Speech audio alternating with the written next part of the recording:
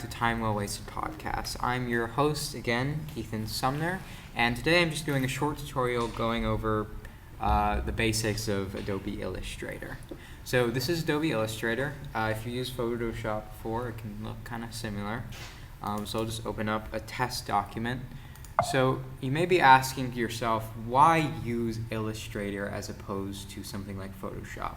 What's the difference? Because they're both, imaging, both tools that work with imaging. So the big difference between them is how they function. So Photoshop works with pixel-based images. So if you zoom in on a photo in Photoshop, this is what that image is made of, little pixels, which means you can't size it up or you'll just get blocky. Illustrator, on the other hand, works, and that's called raster, by the way. Illustrator, on the other hand, works with vector images, and vector images are actually mathematically drawn by the computer. So I converted this into a vector, and you can already see it looks a little bit different. If we zoom in, this is what it's made out of, these curves. And so it kind of has this little drawn effect.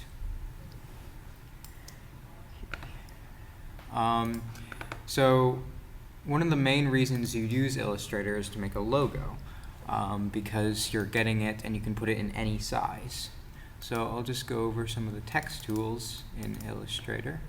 It's lined up a bit differently than Photoshop. You still have the tools to the side, and you still have layers, but you also have properties, and this is where you can change text size and whatnot.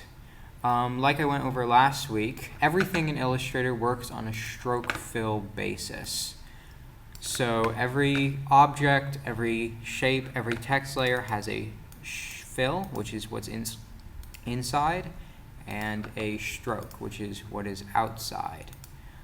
Unlike Photoshop, you have two select tools. So we have this one, which selects the entire object, and if we convert this to outlines, which basically makes this into a shape, we have this, which is the direct select. And here we can actually select the exact vertices that make up the text.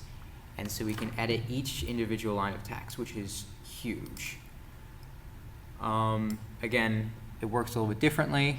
So Adobe Illustrator is controlled by these, which are called Bezier curves. And again, they're mathematical, but when you pull on these curves, you can change the shape and the rotation.